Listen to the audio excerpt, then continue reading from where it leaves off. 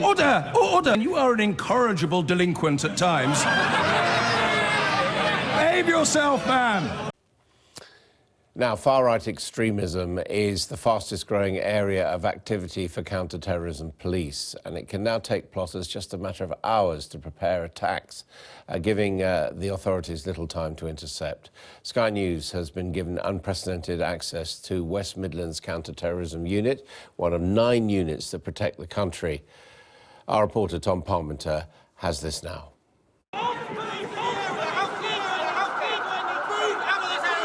Sometimes, despite everything, they still get through. Homegrown extremists who have made terrorism a fact of life. This is the story of the men and women charged with stopping it. We don't know their names, we don't really know what they're doing, but they are among us every minute of every day.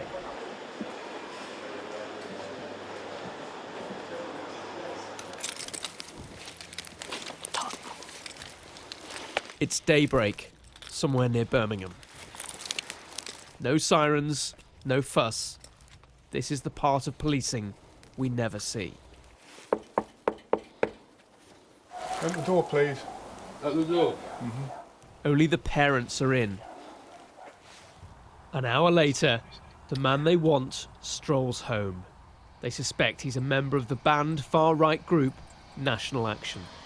Provisions you've been arrested under on suspicion of being a terrorist. Yeah, it's madness. Which is... It's nuts. It's absolutely nuts.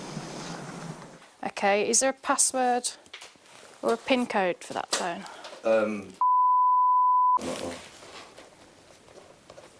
OK, and obviously you've got some phones in your bedroom. Are they ones that you use as well? His possessions and phones are then bagged up. Every message he has sent will be read. It's the start of a legal process that will determine his innocence or guilt. Stand up then. This officer's going to take hold of your arm, all right? Yes, I'm right. Okay. There's now nothing unusual in far-right extremism jobs for the West Midlands Counter-Terrorism Unit. So this is your armoury? So this is the armoury where weapons which have been seized will be stored securely. Previous investigations have yielded an extraordinary collection. This is just part of it. This is a sample of weapons that have been recovered over the past 2 years from a variety of investigations within the West Midlands. So this is a homemade... This is a homemade mace, you know, very heavy, very dangerous. Looks medieval. And clearly based on some sort of old types of weapons, but in the wrong hands would cause significant harm and injury to anybody that was used against. Lots of their mindset is around preparing for a future race war that may or may never come, but they want to be equipped to be able to be as armed as they can for that. Does it ever surprise you what you find in people's homes? Unfortunately, not anymore. And this is from another Islamist investigation that yes, you've had? This was from an investigation involving a husband, his wife and his sister. They were again plotting to carry out attacks on people within the West Midlands. The sort of Daesh, Al-Qaeda inspired plots will still make up the majority of our work. Probably about 80% of what we do continues to relate to these threats to the West Midlands. But the extreme right wings probably makes up almost a fifth of what we do at the moment, so quite a significant proportion and continuing to grow. Is it the fastest growing sector of your work? It is certainly over the past 2 years. It's the one area where we have seen more activity taking place. Nationally, more white people are now being arrested for terrorism than those from Asian backgrounds. Birmingham Airport. 13 million passengers a year and a team of counter-terrorism suits who never talk publicly about what they do. Until now. It's just a fact that terrorists live, work and travel in the same places we all use. Picking them out of a crowd is a 24/7 operation. So, for example, I would stop this car potentially. Sunglasses on, he's walking very quickly, he's very... coat on inside, it just... There would be perhaps an assumption that some of that would be profiling of people, ethnic groups or whatever it is. What's the reality? That is an assumption, what we sometimes hear, but equally we're dealing with people from different backgrounds, different religions, different ethnicities. It's a wide range of people we deal with here at the airport. Ultimately, we look at what the threat picture is here to the UK, and we use that to help us assist in working out who we need to speak to. It's the conversations that follow that are the most productive tactic.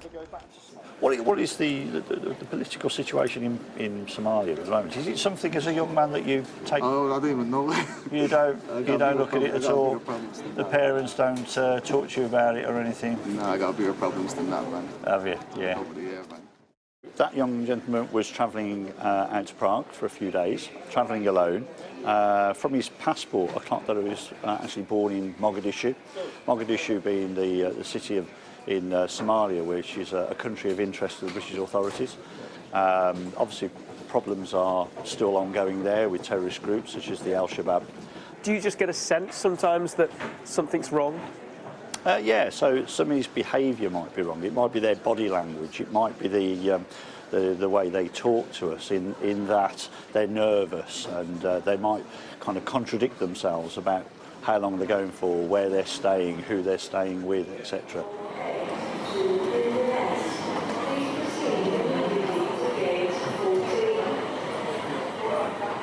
Flights in and out of the Middle East are, of course, of more interest to the officers than a shuttle service to Aberdeen. But the rise in activity among far-right extremists means that sometimes flights to Eastern and Central Europe are just as closely watched. Nearly everyone who works at Birmingham Airport, whether they're serving coffee or signing out hire cars, is trained in spotting the signs. We're constantly looking out really for anything that's suspicious. You do it every day really without knowing really, but at the same time keeping that balance between looking out for it as well as keeping it safe and happy environment for all. Is it OK if I run the dog over the cases? Thank you. And then there's Spencer. Certainly as we've walked through the airport before, people will try and avoid the dog. That will obviously start alarm bells ringing for us, and we need to obviously check out those people further. So what do they do? In general, you'll find that people will rush to the toilets to avoid the dog, or certainly move quickly as possible away from the dog. It then falls to this man's team to step in. He oversees counter-terrorism at Birmingham Airport. For me, criminal's a criminal, crime's a crime, but there's obviously a sliding scale on that, and terrorism sits very much towards the top end of that scale, of course. You're talking to your family away from work about how you and your colleagues protect us all. What do you tell them? When I talk to my family, it would be the same I would talk about to any other member of the public. It's just about being aware, raise awareness, be vigilant, and don't be afraid to, if there is any doubt, there is no doubt. This is a threat that's been around for a long time, but by no means should it impact upon your day-to-day living.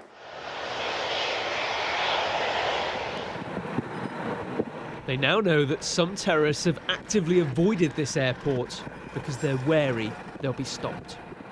We want to make Birmingham Airport as hard a target as possible for anyone who wants to come here for the purpose other than travelling or collecting somebody. Of course, it doesn't always work. At the end of last year, MI5 conceded that chances had been missed to stop Salman Abedi, the Manchester Arena bomber. The Parsons Green bomber Ahmed Hassan wasn't monitored properly, and there are many other suspects who are arrested, their lives turned upside down, and then never charged. I think we still make mistakes. I think we still get many things wrong, but we're open enough to admit when we made mistakes and we learn from them. The attacks in 2017 were tragedies which affected many families across the country. How does that feel when attacks get through?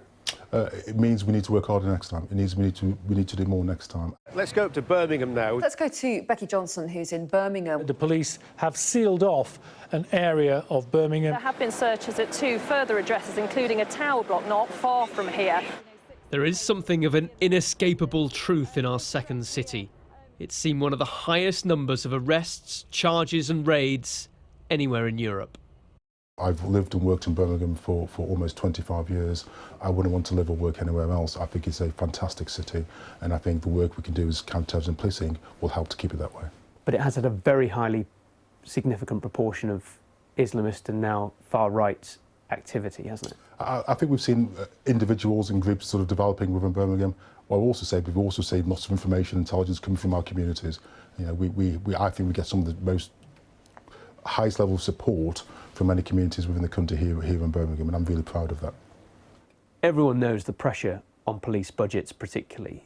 Is counter-terrorism immune from that? Does it affect you and the work that you can do? I think anything that puts pressure on neighbourhood policing is going to impede our ability to keep communities safe from terrorism. It's fine. They need the support of all kinds of colleagues, the security services, the government, and us, the public. We're now arguably an angrier and more unstable country. Inside counter-terrorism, complacency is never an option. Well, let's speak to Stephen White, a former Assistant Chief Constable in Northern Ireland's police force, now a security consultant specialising in terrorism. Stephen White, hello to you. How concerned should we be by this growing threat from the far right?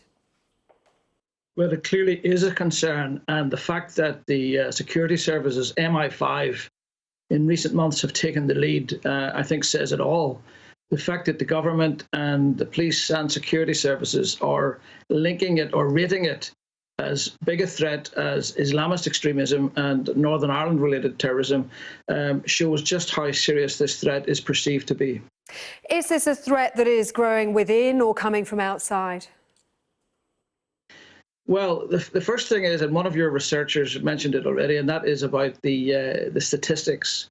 And because more effort is being put into the detection and infiltration of these groups, and hopefully more public awareness is taking place, clearly there are more reports coming in, more arrests being made, more efforts being made. So it may be that the actual threat is not increasing. It may be that there is more success in getting information and intelligence.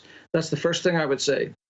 In relation to where the influence is, clearly there are global links between neo-Nazi, fascist, right-wing groups, and indeed even going back to my own location in Northern Ireland in the 70s and 80s, we had loyalists linked to National Front and other bodies like the current national election in the mainland GB.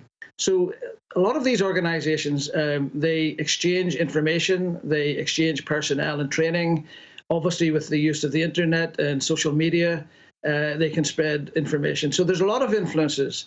What I want to say is, of course, in the same way that the police and the security services are learning all the time, unfortunately, the terrorist groups, those filled with hate and violence, they are also learning. You talked there about the use of social media, and that's one of the major successes behind Islamic State in its early days, wasn't it? Its ability to recruit, to push its message, largely challenged online. Has the far right been as effective in that area? Yes, and again, it depends on the motivation.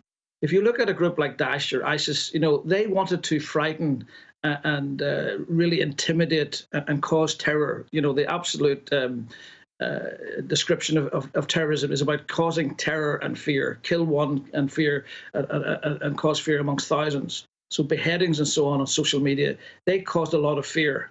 The social media that's being used perhaps by the right wing, the neo-Nazis, is not so much about spreading fear as to gathering support, gathering recruits, spreading the ideology, the fear, the message of white supremacy or whatever the message individual groups are having. So yes, social media is playing a very big part, but slightly different in terms of the end result that is being looked for. And what about the tactics of the counter-terrorism officers? We heard in Tom Parminton's report about the speed of the plots being put into action, the lack of time now to intercept. How are counter-terrorism officers adapting to this? Yeah, well, that is a big problem. Your reporter, Tom Parminter's report, I think, was very useful. And I think West Mid's counter-terrorist unit has to be applauded for taking part and, in a sense, exposing some of what they do. I think this is the balance that the security services and the police in particular always have to have. Do they try to deal with things exclusively, using things like technical surveillance, infiltration, informants, or do they try to mobilise and engage the public, as we saw there with airport staff and the general public being made more aware? So I think that the tactics that the police are using have to be refined and have to change. But the conventional wisdom of what was terrorism and what was anti-terrorism tactics has changed all the time. As we've seen, things are less sophisticated, things are more rudimentary. The right wing will learn from those other extremists who recognise that you don't need bullets and bombs.